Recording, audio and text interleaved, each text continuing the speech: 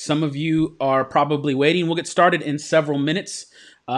Just wanting to get everyone some time to get to a computer. Official start time 6:30, but we'll wait a couple minutes. If you are already here, it shows several of you are waiting early. Let us know who you are. Let us know who you are. Say hello in the comments. We already got a really significant question from one of our viewers. Okay, let me hold on. That's Let's see. Oh, go ahead and yeah. See say if you it. can pop it up there. Boom. Yeah, the question is, who has the better beard, Sam or Isaac? There's a lot of theological controversy surrounding that question. There's actually a pretty broad variety of church councils about it in the first few centuries of the church. But as of about a month ago, when Isaac cut his beard back to the current, formation, it was ruled definitively that mine's better. But I appreciate the question. It's a good question. I just cut my beard. Well, I have this thing right here, but I had a bigger one, but I cut it. It was one of those things where a lot of people are attempting to cut their own hair now that you're on lockdown, and you start Yeah. to move, and it's like, oh man, that ain't gonna work out. So whole thing had to go. Whole thing had How do to you feel go. about it? You got regrets or you good? You gonna bring it I'll back? bring it back. It's already on the way. It'll be on the way back soon. Adolfo, you're in It's hard to give Texas. it up. What time is it over there? 2 hours ahead.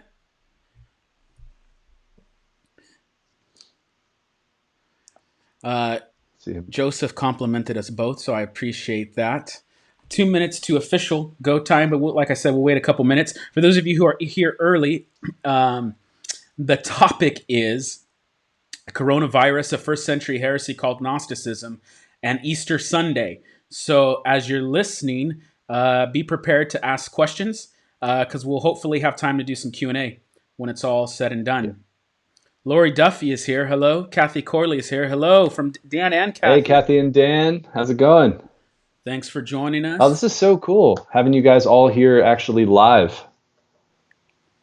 Isaac and I are in different houses in different cities, but cool to be together on the internet like this. All right.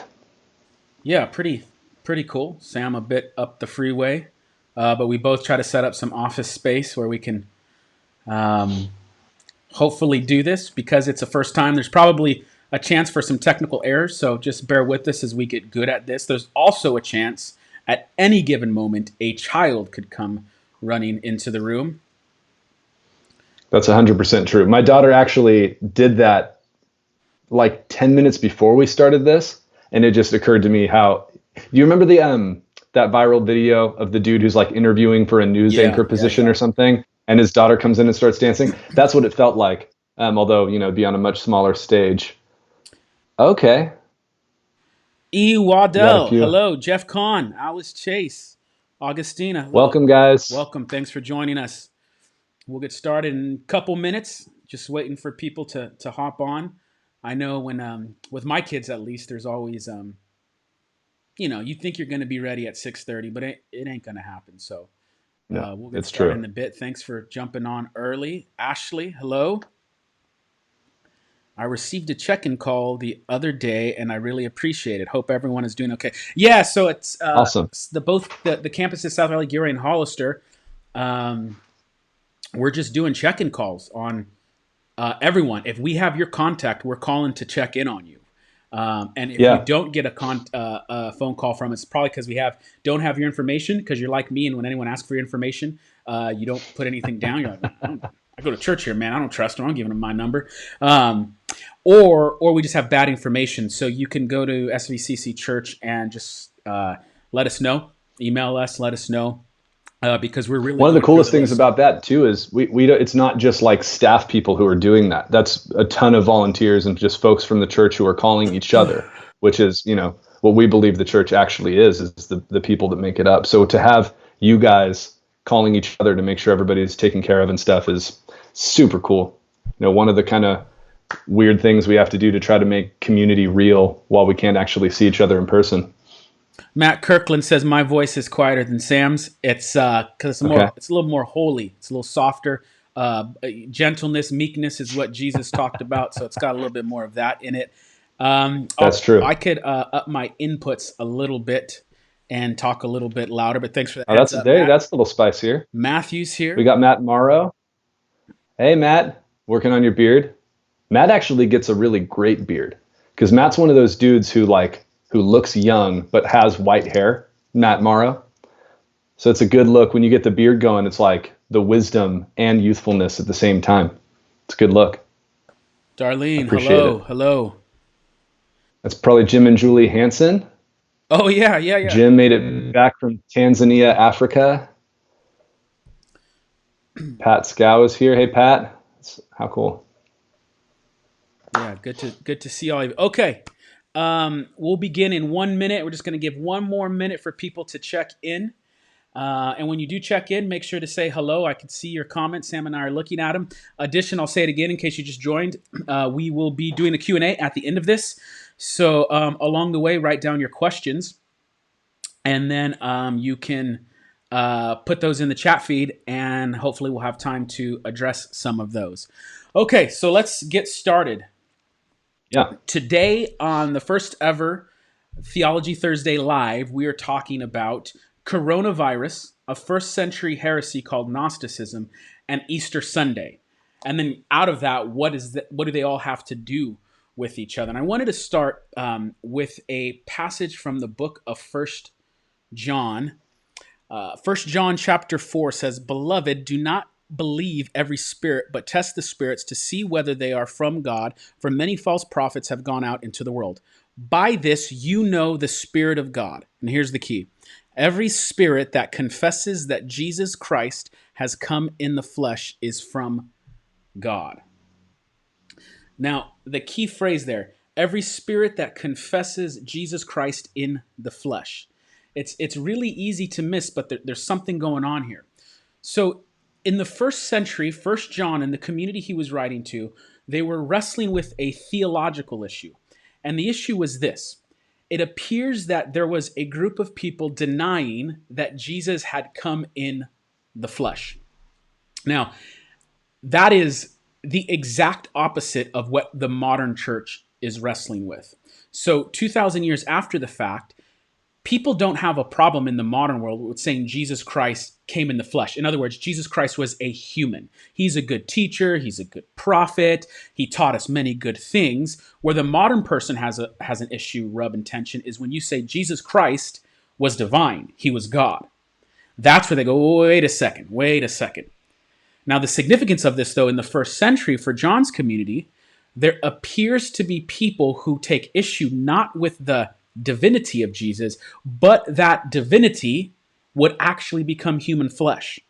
Now, in order to understand why people might have a problem with saying a god or a goddess would become physically human, you have to understand this early first century false teaching that was just in its beta mode at the time, but would grow for the next 100 years. And that first century teaching that would certainly build in the second and third is called Gnosticism.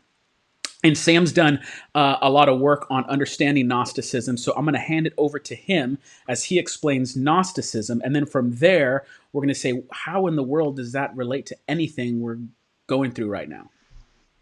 Yeah, awesome. Hey, before I do that, just if you're joining us and you weren't here when we first started, I want to repeat what Isaac said earlier, which is this is a brand new thing for us. We're trying new software and a bunch of new stuff, so bear with us if there's technical difficulties or anything like that, and use the chat to ask us some questions. But yeah, as Isaac said, there's this kind of philosophical set of ideas called Gnosticism, and it's really important to understand kind of from the get-go that Gnosticism is less like a formal established religion than it is a philosophical thread that kind of works its way throughout history into a variety of different religions and philosophical movements. You don't have like a formal ecclesiastical church structure. You don't really have very many, if any, authoritative texts. The kind of highest authority is personal, internal, mystical experiences. And so that makes it really hard to be super exact about even defining what Gnosticism is, or, you know, kind of establishing what they all believe, because there is no kind of big picture. Even the term Gnosticism is a term that Christians used to describe this particular philosophical idea. So it's not even a title they came up with themselves, which is true of many religions, including ours, by the way. But having said that, even though it's, like I said, super kind of loosely defined religious idea or set of religious ideas, there are some kind of things that are pretty universal within Gnosticism that we can identify, and that'll help us kind of see where these things could start to affect us in the future. The first one is radical dualism. And dualism, at the simplest level, is the idea that there are two categories that are in opposition to each other that are different from one another. So in Gnosticism, the dualism is between the physical world and the spiritual world. And the basic idea within Gnostic thought is that the physical material world is bad and the spiritual mystical world is good. And there's a big variety as far as exactly how that goes. The physical world could be everything from like morally evil just to accidental and not ideal and not the goal. But in general, physical bad, spiritual good. And part of why that is because within the Gnostic religious thought, the physical world was never supposed to exist. It's like an accident that happened as a result of some different kind of spiritual missteps. And we can maybe get into some of the like really weird and out there stuff that the early Gnostics in the 2nd and 3rd century believed about how that happened. But at a very basic level, their understanding of God, which they call the monad, which just means the one.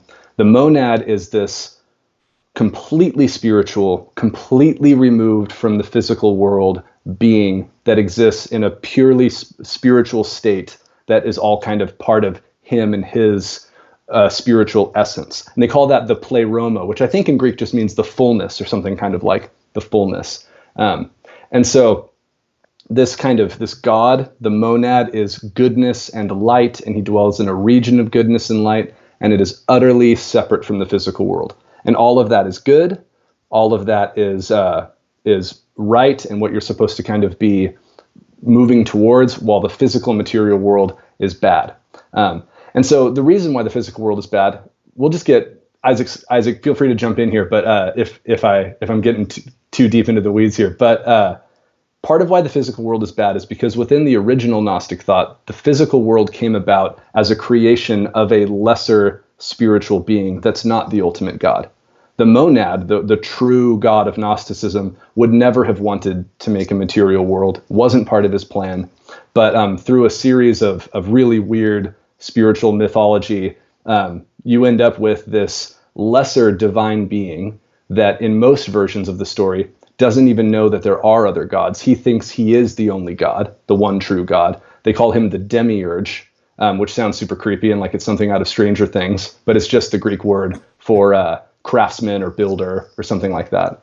And so this lesser divine being thinks he's making creation, but what he's making is this lesser broken physical world that should never have existed and isn't a good thing. So that's like it for a summary of that would be, in the truest sense, that which is spiritual and not made of human flesh, that's really good.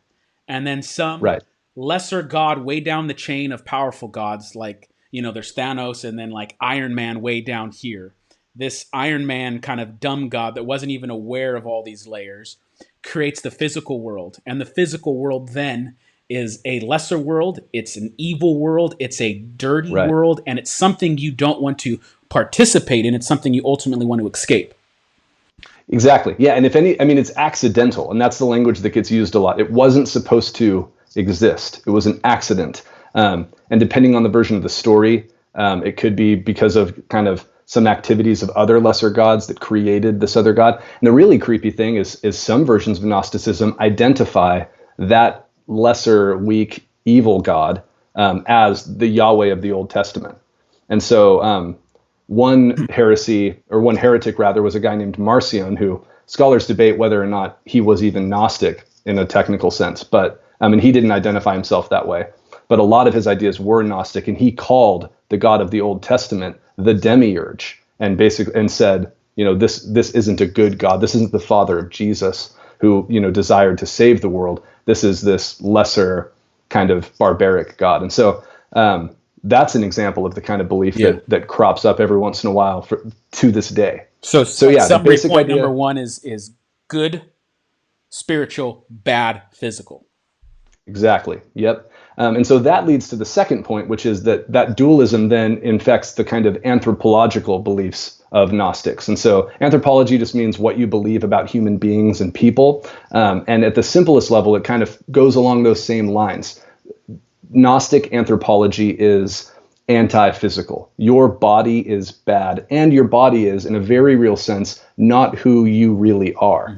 And this is where you'll start to really feel some overlap with the modern world, and even some ways that Christianity is talked about. But the basic idea is that there are elements of the pleroma, this kind of realm of spiritual light that the monad, the true God, has created and is a part of, that got trapped in physical bodies by the demiurge when he made the material world. So the material world is bad, the physical body is bad, but trapped within human physical bodies is this spark of the divine, or like sometimes it's called a drop of the pleroma. So think again about how this impacts the way we talk about ourselves in modern Western culture, that you have this physical body, but that's not actually who you are. And within that, there's this spark of the divine. That's who you really are. And the Gnostic goal, which will take us to our third point, is to get that part of the pleroma, that spiritual spark, free from the physical body so that you can go back to be with God, and kind of transcend the material world and get back to the physical world.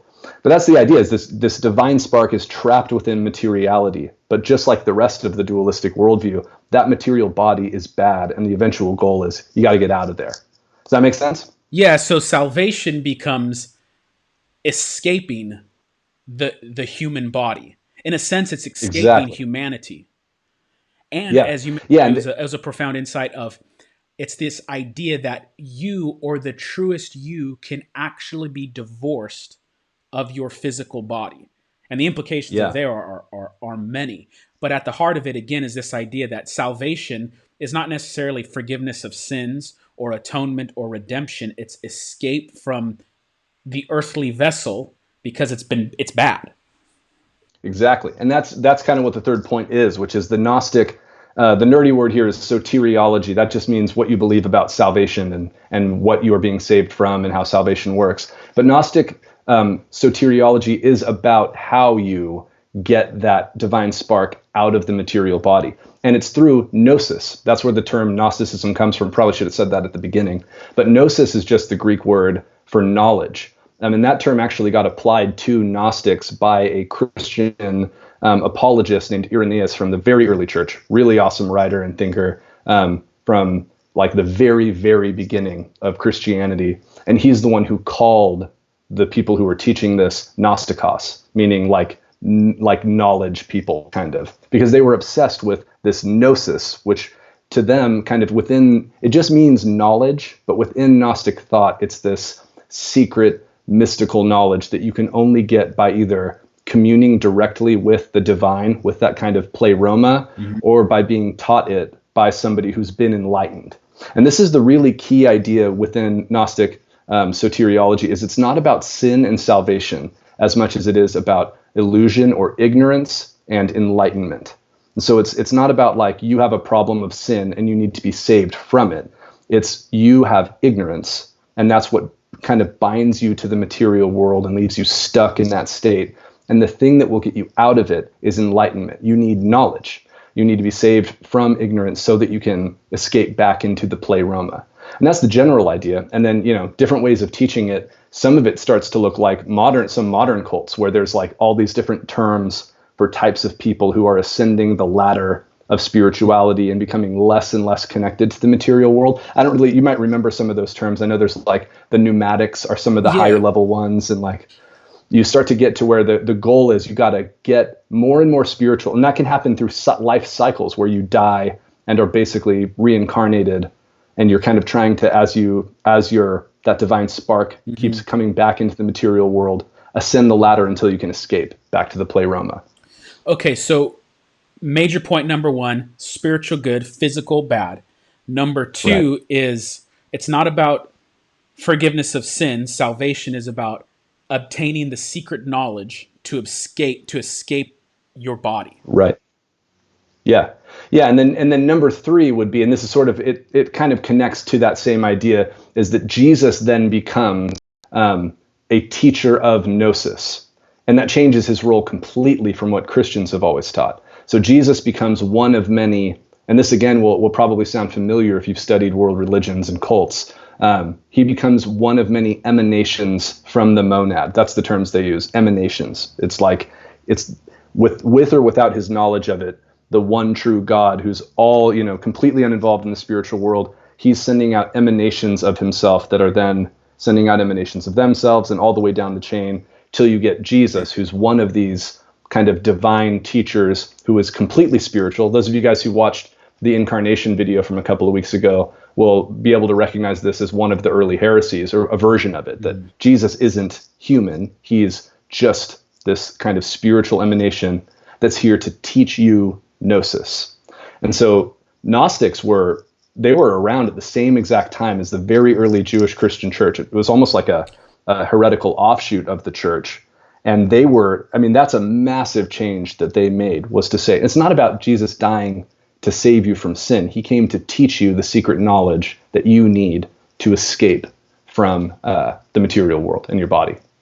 Yeah, and then right there, as we started off in 1 John, within the New Testament itself, you're already having John having to combat this idea that God would never come in the flesh. It's okay that he's divine, but he couldn't come in the flesh. Okay. And that shows how popular that teaching was at that point, right? Yeah. That's pretty crazy. If you're going to write a book of the Bible, it better be important and relevant. Yeah. Right. Okay. So that's your super condensed summary of Gnosticism. Okay.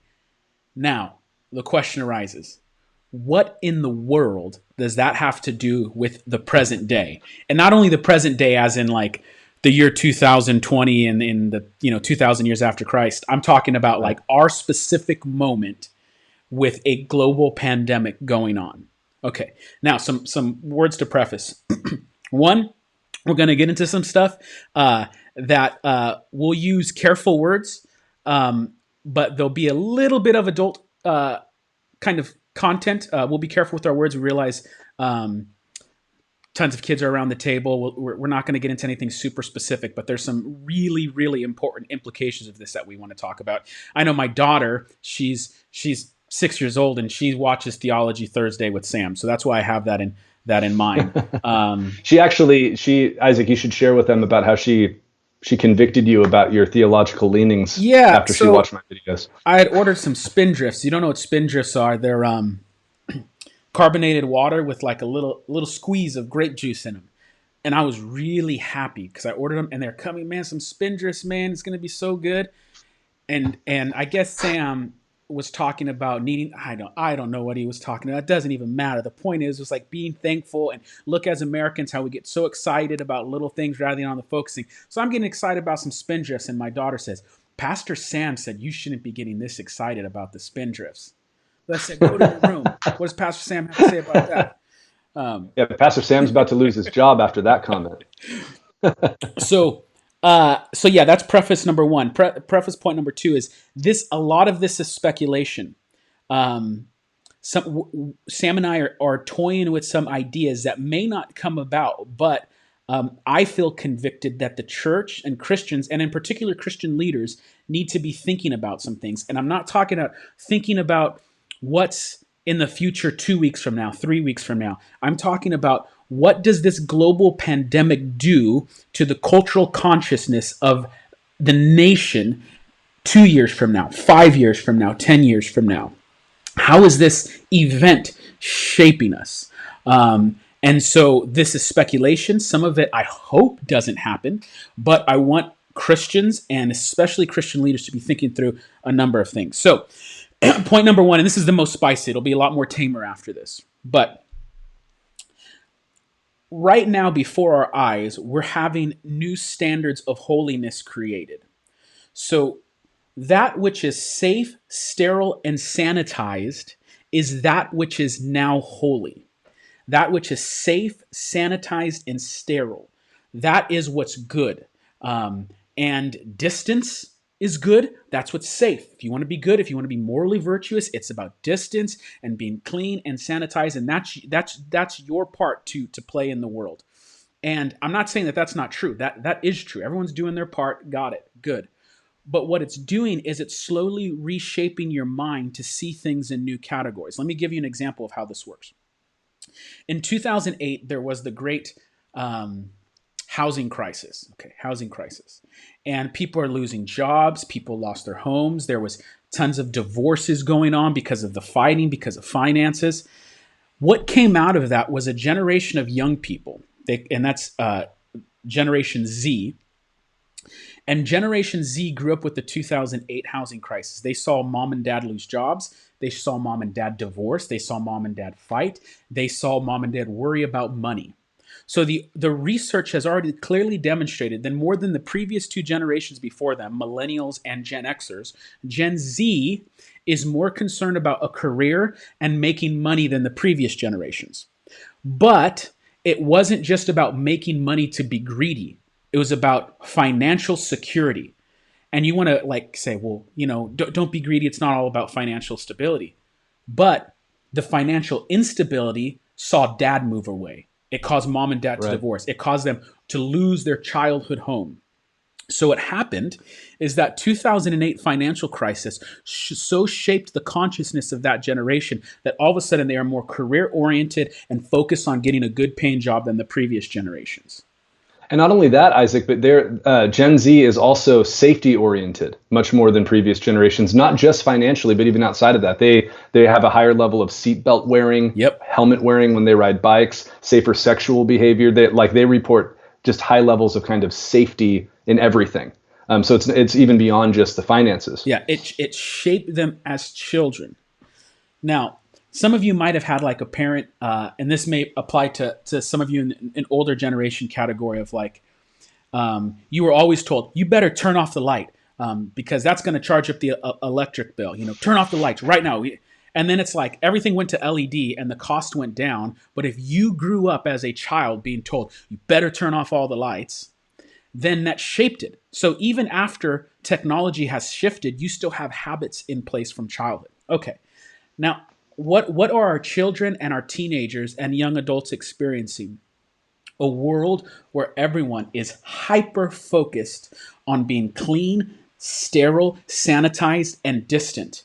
And human touch, human interaction is bad. Hugs are bad. Breath is bad. Better wear a face mask. Have you encountered someone in a store who, when you walk close to them, they turn around and walk backwards? Some of you Yeah. haven't yet, but I have. It's like It happens on running paths and hiking trails too. People will literally turn away from you when you go by. Sam's body is so dangerous that outside on a trail, someone is going to turn their body so that they don't breathe in any bad stuff that might be coming. Now, again, hear me on this. I'm not saying that we shouldn't be concerned about sanitation and cleanliness, but this is shaping the way people think. So picture the little 5-year-old who has his mom constantly washing hands, and anytime the 5-year-old touches anything, he has to hand sanitize. And now imagine an overbearing parent, because some of you, you obsess about like germs and stuff. So imagine the poor 5-year-old and watching mom and dad obsess about constantly, we can't go to the playground today. We can't go to the playground because the government shut down the playgrounds because they don't want the virus to spread. Like, how does a little kid even process that? Okay, so coming out of that, people's minds are being shaped. And what's coming out of this is this idea that distance is good. The human body is potentially dangerous. Hugging, human breath, a kiss, all of those things become dangerous. All right. Now, this is the spicy part. Maybe time to send the kids to bed. Okay. Before coming into this crisis, we already had a pornography crisis. Tons of young men and women, but in particular young men, are going online and looking at pornography. Tons and tons and tons and tons. Our single men and single women have been locked in their homes for several weeks, and who knows how long that goes on. You can't tell me new addictions are being formed.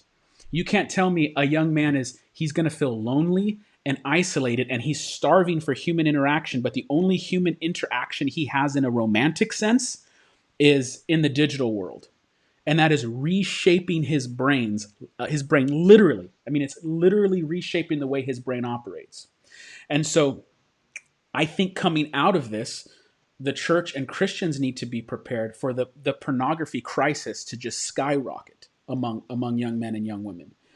On top of that, here's something that's just speculation, but I think it's around the corner. In fact, I think it's already here. So, in several countries around the world, there are already robot brothels, and it's robots with AI that dress up as humans. They don't dress up; they're made to appear as a man or a woman. But you engaged in robot intimacy, and I'm being careful with my words, but you read between the lines. You're going to a robot brothel to experiencing some form of sexual intimacy. In 2018, one of these robot brothels was going to go to Houston, Texas in 2018. The city council and the community reacted to it like this. We're a clean community. We don't want this. We don't want a robot brothel. That was 2018. Okay. But in such a short amount of time, the masses could be thinking differently, where all of a sudden, hey, we've got infectious diseases. We have all these issues. And hey, our young men are trapped. How are they to develop romantic relationships? What happens when it's possibly prescribed for sexual frustration? And so in 2018, the community rose and said, we're not allowing that here. After this pandemic, and the global consciousness has changed, and you have people more addicted than ever before, and now all of a sudden you're worried about safety and issues, you may see a rise in that type of behavior. Additionally, the technology for the robot brothels was very expensive several years ago. But like anything, as technology grows, the price comes down. So you're a 20-year-old and it gets man, better, right? So it gets more convincing, more realistic, etc. Exactly. So I'm concerned about what this does to sexual relationships, intimacy, even intimacy in marriages, as we become more hooked to fake digital forms of intimacy. Yeah, and we already, like you said before, we already struggled with this as a culture hugely when it was taboo. And it could, depending on how long this goes, it could very easily not only become less taboo, but it could be seen as the right thing to do. Like, this is the safe and right way to deal with these needs and urges that you have without endangering your neighbor. I mean, there was an article, I don't know if you saw it, but it was like it was horrible, but the headline of it was like, my life-saving affair can't take place right now because I'm stuck at my house with my family. What am I supposed to do? Like, yeah, I saw that. That's extreme, but that, that all of a sudden the ethic could start to shift towards not just this isn't taboo anymore, but this is actually the healthiest thing you could do, the healthiest way you could do this. Yeah, it was it was on The View. Whoopi Goldberg read the headline about the brothel in Texas, and she goes, religious conservatives are banding together to protest robot brothel. And then she goes like, what are they up in arms about? And of course everyone laughs, but you could see the layers. It's well, that's weird and taboo too. Right. Well, that's just a little weird to, I get it. Some people are in some tough situations, and then all of a sudden you're where you're at. I mean, 30 years ago, we would not have conceived of what the internet has done to relationships and sexuality. It was unthinkable. Right. So we have no idea where that's going. Okay, so that's number one, where I see this idea of Gnosticism having a relationship to where we're at today, and that which is not human, that which is not physical, that's good, safe, and clean. So go for it. Yeah, and you could connect. Sorry to interrupt, but you could connect that to the Gnostic idea that that's not who you are anyway. So the physical connection with the person you love is not necessarily connected to who you are, if who you are is this mysterious idea of something inside of you, not your body. Where the Christian idea is, no, your body is an essential part of who you are, right? Mm-hmm. Yeah. And like I said, it sounds like it's weird and way out there, but it's already here. There's several countries with it. They tried to get it in Houston, Texas.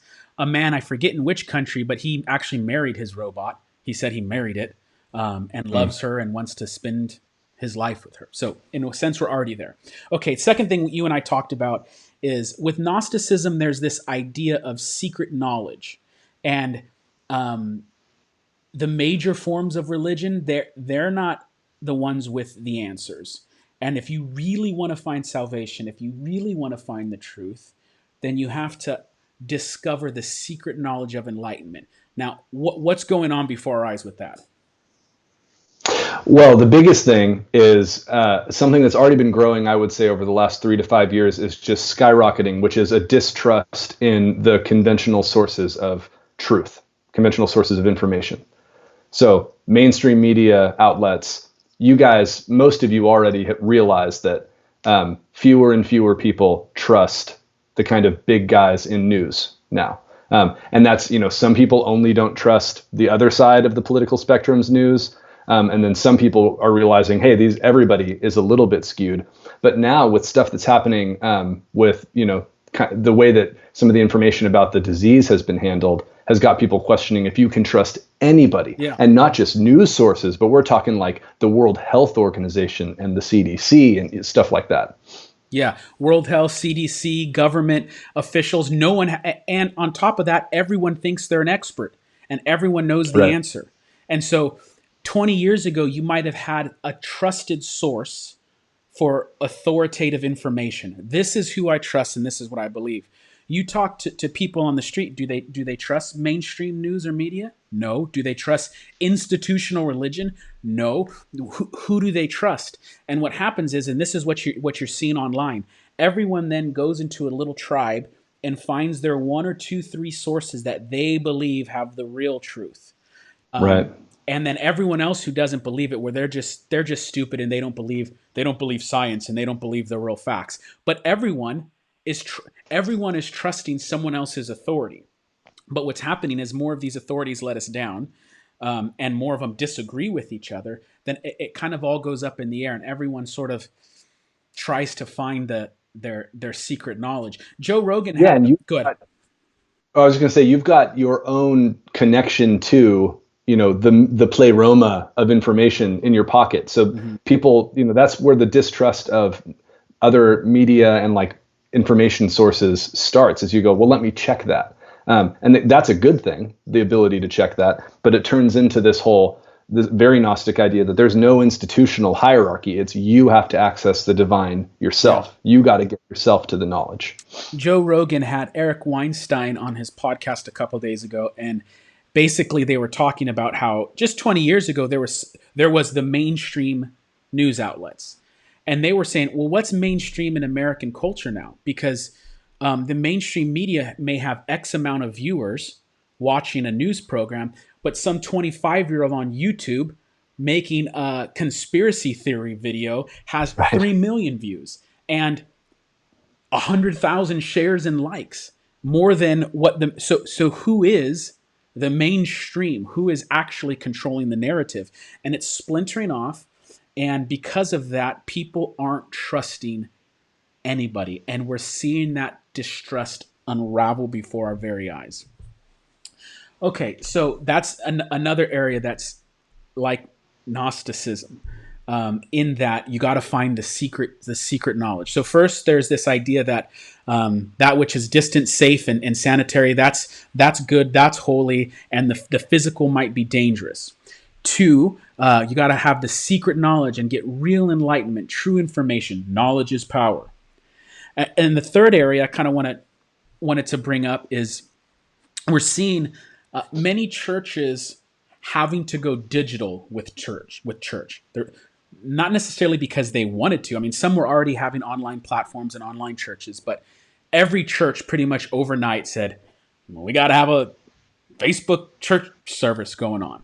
And that's okay in the sense that we're doing what we have to do to get by. But there's going to be a temptation for everyone to sort of go, man, I like digital church. Do you know how hard it is to get 3 kids under the age of 5 up to 9 a.m. service? Yeah. Do you know I haven't been able to listen to a whole sermon since this, because I've had this issue, and now I could do it at my convenience. I don't even have to be there on time. Even if I miss the live stream, I could watch it later. And all of a sudden, some people are always going to like going to church. There's many people like that. But you're going to see an uptick in people just liking digital church. And in the time being, that's okay. But there's also a problem with that, because digital church is not physical, material, embodied church.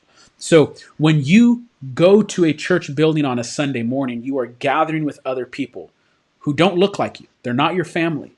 They're from different socioeconomic backgrounds, different ethnicities, and you're coming together and you're hearing them sing. And we know that that does something to you physically. The research is very clear on this. You are actually having a physical reaction to other voices in the room singing. You are taking in communion physically together. You are hearing someone on stage administer the word of God. That is an experience completely different than online church. And there is going to be a massive temptation for people just to settle into this. My friend Jay Kim, who I co-host a podcast with for the Regeneration Project, it's really eerie. If you're from South Valley Community Church, the first Sunday that we had to cancel, my friend Jay was supposed to be the guest speaker. And he just wrote a book called Analog Church. And the point of the book of Analog Church is not saying that everything in the digital world, not everything that's technology is bad, but he's trying to wrestle with the question of how much of new technology did we adopt and what did it cost us? And was it worth it? And so his book is a sort of return to analog, not to get rid of everything digital, but a returning to physical, material embodiment. So I'll give you two quick examples. I love the fact when I preach that I can put Bible verses on screens. Because I'm telling a story and I don't want to have to pause for people to flip through and find it in their Bibles. Additionally, I want to be sensitive to the new Christian who, when I say open up to Leviticus chapter 2, verse 4, has no idea. And now the person's feeling dumb. They're having to ask their neighbor. And so I like being able to put Bible verses on the screens. So I gained some things by being able to do that. But this is what I lost. Before, if you were a Christian and if you didn't know where Leviticus chapter 2 was, you're a new Christian, you had to ask somebody. And you had to figure out where it was, right, or you were going to get lost. And yeah, you remember sword drills in Awanas? You have to race to find the Bible verse? Open up to Lamentations 2. And you race through and you try to find. And so what happened is though, if you were a Christian for 5 years in the older model, you found your way around the Bible pretty quick. Now you can be a Christian for 20 years and you don't know anything's at, because it's always just on a slide. The other thing is with corporate singing. You used to have a hymnal and you would learn to read the musical notes and you would learn to do harmony from a book since childhood growing to church. And when everyone started to sing for worship, everyone just picked up a book and started to sing. Now you may say, yeah, but man, some of them songs were boring. But everyone was being engaged and people were learning how to harmonize. Now when you meet someone that knows how to harmonize, it's a big deal. It's like, oh, you know how to harmonize? Get you on the worship team type of thing. Yeah. And so there's a cost that we pay by adopting disembodied digital means and mechanisms to do ministry. Yeah, and I mean, I think it's funny because there's the problem number one, which is even if you're connecting to your own church digitally, if you get too used to that and then stuff starts to go back to normal and you go, hey, you know what, maybe I'll just go to church on my couch with my coffee from now on, that would be problematic enough that you're not with your community in person. But what's going to happen is, man, if your church is online anyway, there are better churches than your church to watch online. Yeah. Especially if you're approaching it from kind of like a materialistic, just like product driven way. You go, the best preachers in the world have their videos online. The best worship teams in the world have their church's videos online. So the step from, well, I watch my church's videos online to, well, if I'm watching it online, then why not just watch the best one? Why would it have to be this one? And so even this kind of temporary situation where we're in right now, this is hard enough.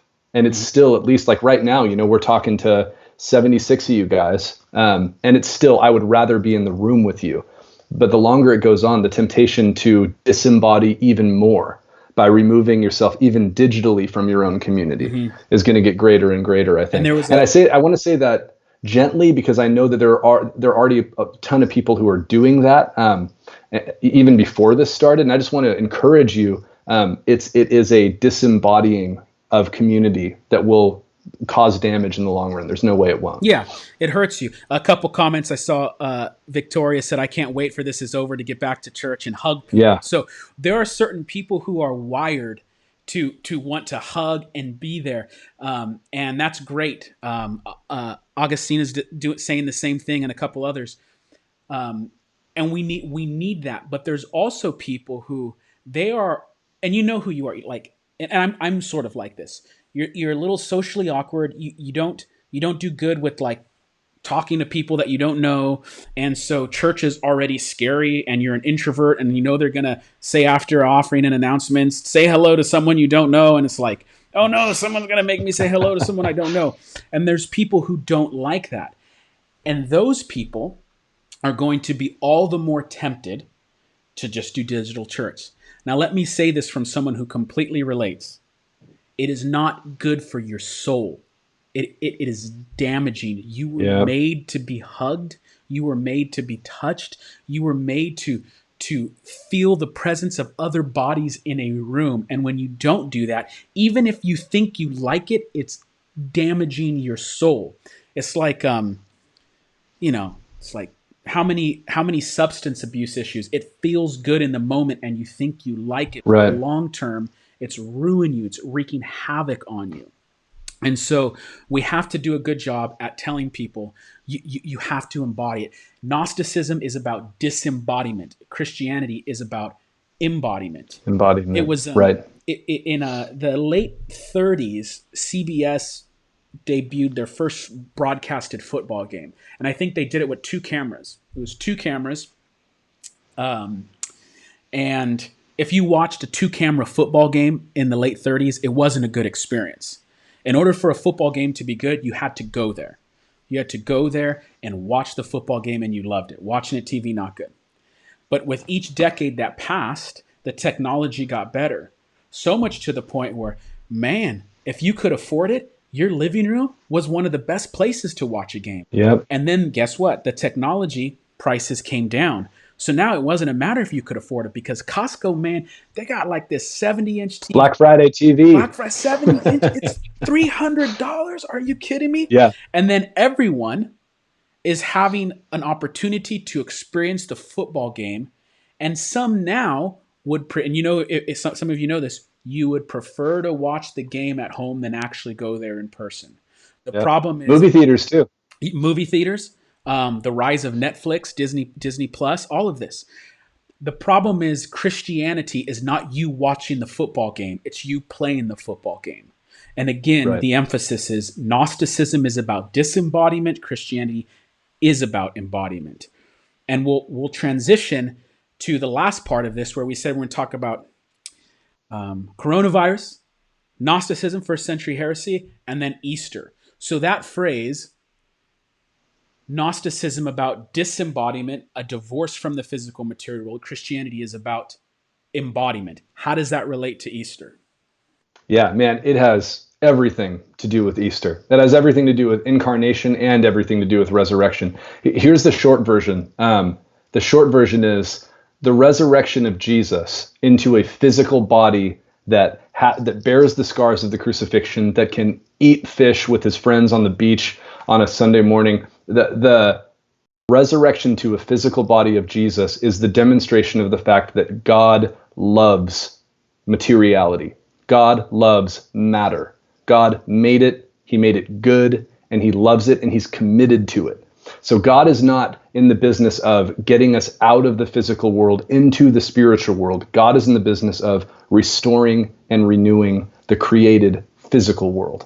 And that is all over Scripture. But man, in John's gospel, maybe you can show them this in John chapter 20, Isaac, how it talks about how this is the first day of the week when Jesus comes back, when Jesus resurrects. And that's because John is trying to signal to you that this is new creation. This is the new Genesis 1. It's not God destroying and getting rid of the physical world. It's God recreating, renewing the creation.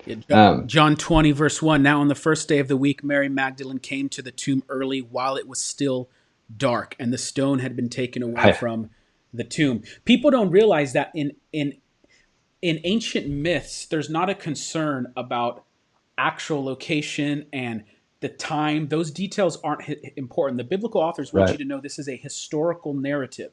They give you the cities, the locations. It's a garden. We're going to talk about that on Easter. That it's still dark, and it's the first day of the new week. And as Sam said, remember the creation story. In the beginning, God creates, and he says it's good. And when he creates human beings with human bodies, he says it's very good.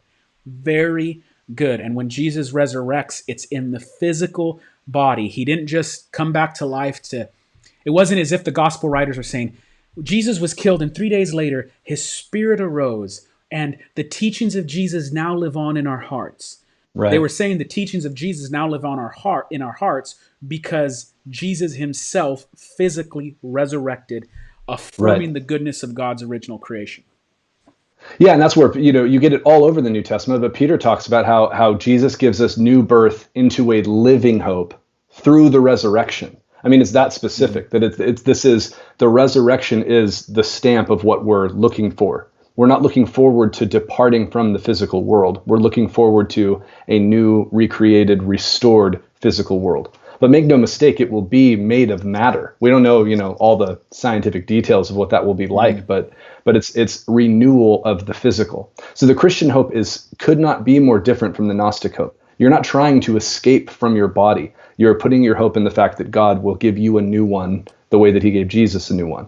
And so it's an embodied hope that relies on this image of the kind of inaugural act of that new creation, that God's going to make the world new. And man, this is the reason why I'm like animated about it is because I think this is probably the biggest way that Gnosticism has crept into the evangelical church in the West, is this vision of the future where God will just firebomb the physical world and pull us all up into heaven is incredibly Gnostic. That's escaping the physical world to go to the pleroma. And it's not the way the Bible talks about it. And so the commitment to a physical resurrection is absolutely key to that. Mm-hmm. We got about 10 minutes left. So let's if you have any questions, go ahead and put them down, and we'll see if we can get to some. You might have asked a question earlier, but go ahead and re-put it in the comment feed, and we can get to it. We got one from early on that's interesting, and I can give a quick answer to. Yeah. I'm trying to find it because it was back. I saw one. Oh yeah, Ellen Waddell said, "Are there those adhering to Gnostic ideas today?" And there's two ways to answer that. The first is there are actually a couple of official formal religions that are 90-something% Gnostic. None of them are really around in the U.S., but there's something called Manichaeism. I think I'm saying that right. That originated in the Middle East, but it's still around in China, and it's a Gnostic religion. And then there's one called Mandaism that still has, less than 100,000, but more than 10,000 adherents in Iraq today. And those are like Gnostic religions. Yeah. And think about it like this. Gnosticism wasn't necessarily one religion that you could pinpoint. Remember, Sam talked about this. It was ideas that permeated different religious systems. So you could find, it's like, think of it like there's Gnostic salt, and in different dishes you can taste it, and you're like, that shouldn't be in there. And so within our cultural context, a big one that Sam hit on earlier is this idea that the true me can be divorced of my physical body. This isn't who I am. I'm in here somewhere. Yeah.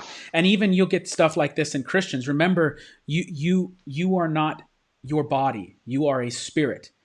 And there's truth to that. You are a spirit, but you are a spirit that was designed to animate a body. And The ultimate goal is not for you to leave the body, but for God to give you a new body that won't have to face death. It's still embodied. I mean, think about the hope when you lose a loved one. When you lose a loved one, you don't hope that maybe one day you get to see their ghost. Right. Your loved one, you long for the day that you will feel their embrace. You will hug, and they'll hug you the same way they used to hug you, the same pressure they would put on your shoulders. And people have even smells that you grow to love. You long Mm. to experience them physically, not just a ghost of them. And at the heart of Christianity is resurrection and embodiment. And so that's a Yeah. big example. Other ones that kind of are in the culture you may see. Yeah, I mean, you get it in well, like I said before, I think that the Christian idea that when we die we go to heaven and that's the end of it, that your soul's going to float up and be on a cloud. That's a Gnostic invasion into Christianity. So that's one way of answering the question: are those teachings still around? You also see it influencing other fields entirely, like Jungian psychology is openly Gnostic in some ways. So Carl Jung was really interested in Gnosticism, not as a theology, but as like a grid for doing psychology. We can't spend the amount of nerd time we would need to really unpack what that meant to him. But he's an incredibly influential psychologist and kind of cultural figure, and he believed that this kind of process of maturation that a young or immature person could go through, or a broken person who needs to be kind of heal psychologically. He kind of traced that through a Gnostic framework explicitly and intentionally. So that's just one other random example, but a lot of influential people throughout history have been hugely influenced by it. One that I see everywhere, and this is so powerful that many of you have probably adopted a similar take of it unknowingly. It was really strong in the 90s. When I was a child, we were taught that knowledge is power. And if you could just Mm. educate people and enlighten them to truth, then they will find healing and salvation. So you guys remember that the anti-drug campaigns the government did? The government spent millions of dollars telling teaching people that if you do drugs, it's going to be bad for you. So just say And if they no. just know that, If if you they just know knew it that and in just here, say no, then we're going to defeat the drug crisis. And it's like, are you kidding me? yeah, You can't.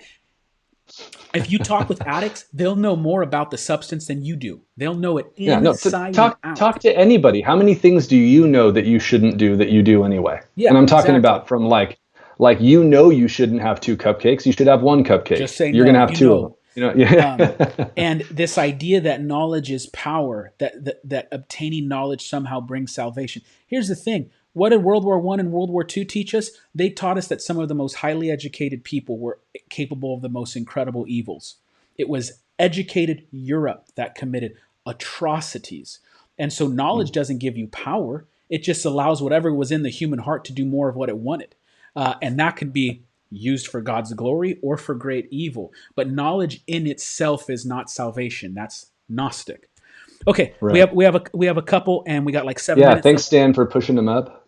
Lori Duffy, you want to take this one, Isaacs? What is meant by carnal or the flesh as used in the New Testament? That's a great question because the Greek word that's used in the New Testament Yep. a lot, sarx, is a Gnostic word too. They used that same word in Greek, sarx, and they used it in the Gnostic sense of like bad, evil flesh. But what does the Yeah, Bible mean when in it that says that? first Bible verse we started with from First John, as Sam said, it says, "Whoever does not confess Jesus Christ has come in the flesh is basically Antichrist." And the word for flesh there is sarx. So, in one sense, it means physical, material flesh that's on the body. Sarx, just flesh. But where it gets confusing is that Paul the Apostle will talk about the works of the sarx, works of the flesh. Right. And so this is where Gnosticism creeps in, and you can see it creeping in the early church because Paul's always, the flesh is bad, the works of the flesh. Do not engage the works of the flesh, but walk by the Spirit. Spirit. So what Sounds happens is Gnostic. the Gnostics would grab a hold of those and say, look, Paul is teaching the flesh, the material world, sarx is bad, and spirit, pneuma, is good. Here's the problem, though, is biblical authors use words in different ways all of the time, just like we do. So, for instance, should you, if you're a Christian, should you follow after the ways of the world. The ways of the Right. world are bad. The world is evil. The world is corrupt. Don't you be a Yeah. lover of the Friendship world. with God is or friendship with the world is enmity with God. You Right. you hate God if you love the world. Do not love the world. John 3:16. For God so loved the world that he gave his only son. So the word world sometimes means all of humanity, and God loves that. But the word world can also mean the systems at work in the present age committed to evil and committed to opposing the will of God. Likewise, sarx, flesh, sometimes means the evil human nature that resides in us all. The flesh, the works of the flesh. It's the bad part about human nature. But sometimes sarx means literal physical flesh. And so you have to look at the context and look at who's talking, because certain biblical authors will use it differently. And you know this because your kids can use, your family uses words differently. If grandma Right. says that person is sick, you're like, oh man, grandpa's sick, man, we're in trouble. But if a teenager that like grew up in my era who graduated in 2001 says that's sick, then he's still just like me 10 years behind, and sick means cool. Yeah. Which cool, by the way, Does cool can mean temperature cool. And yeah. so, I mean, think about context. If I got home from somewhere and my wife said, "How was it?" and I said it was cool, like you have no idea. Just that sentence by itself, you have no idea what I mean. I could mean that it was awesome and I enjoyed it, or I could mean that it was a little bit too cold and I wish I had a jacket. mm-hmm. And you need context to interpret what I said. So Yeah, it's the same thing with the Bible. yeah. And so in First John, to Lori's question, flesh, the issue was people were denying that Jesus had come in human form. They didn't have a problem with him being divine, but their issue was with him coming in the flesh. When Paul the apostle talks about the works of the flesh, he's talking about the evil kind of human nature that resides in humanity. Okay, let's do one more. We got 3 minutes. Okay, this is one that could be quick. I think Darlene asked um, that she said she heard that the peak deaths might be on Easter, and she's wondering if you see a spiritual connection to that. Yeah, that's a good question. I don't see any real connection with that. One, because going back to point number two, is I don't know what sources and their models have been accurate. Right. And right now we're seeing, at least in some areas, where the bending of the curve is working. So at least like in our area now, if you saw in the last 48 hours, people are wondering if the virus came to California in winter 2019 because we're doing better than we thought. But you know what? It may Right. be 2 days later where we see a spike in deaths, and all of a sudden that theory goes out. And that gets to the Yeah. point, is there's so much information by people who are highly educated. Hear me on this. I'm not saying there's a bunch of just people who are ignorant saying stuff that, like, there's people that are very smart that are saying things that are inaccurate, or they said something that 2 weeks later becomes inaccurate. And on top of that, there's some people out there that just lying and trying to make money off of it. There's clickbait. I mean, Right. news is ran by clickbait now. You're just trying to generate profit. So, one, I don't think the models are there would signify anything. And two, at least as a Christian, Easter is about life and resurrection. And the point of it is that in and through the physical death of Jesus and in and through his physical resurrection, we all might have not eternal life, disembodied spirits, but embodied physical restoration and resurrection. Yeah. Okay, so There's a great question here that we don't have time to take, but I just want to say at some point on a Theology Thursday, Joseph, we'll talk about the connection of soul and body, and what Christian theology has to say about that. That's a deep Christian anthropology question, but I'm sure we'll get to that at some point because it's super interesting, but we probably don't have time to tackle it today. all right, that was the first live Theology Thursday. Kind of an interesting, weird topic. Thank you for all of you who came on live and participated, asked questions, said hello. Let us know what you think in the comments, and Yeah. Sam will see you soon for the next Theology Thursday. Yeah, and next weekend, next week rather, just so you guys know, we're gonna tackle the resurrection theologically. So we're gonna, because we believe it's so significant and important. The next Theology Thursday will be about the theological implications of the resurrection. Because one overemphasis that has happened in the evangelical world is we're so focused on the crucifixion theologically that we miss the theological significance and weight of the resurrection. So next week we're going to hit that, and I'd love to have you join me. If you go to South Valley Community Church, our Good Friday service will be up at 3. Easter Sunday will be up at 10. If you're in here from another church, please go to your local church and do what they're doing. Your local pastor knows your name and he loves you. Yeah. The big church that has the bigger production budget, they may not even know who you are. But trust me, the local pastor who knows you, he loves you. Go there. If you're on here and you don't have a church and you're looking for something, you can check out our services at svccchurch.com. All right. Thank you for joining us. And Sam, we'll see you soon. Yeah. See you later, guys.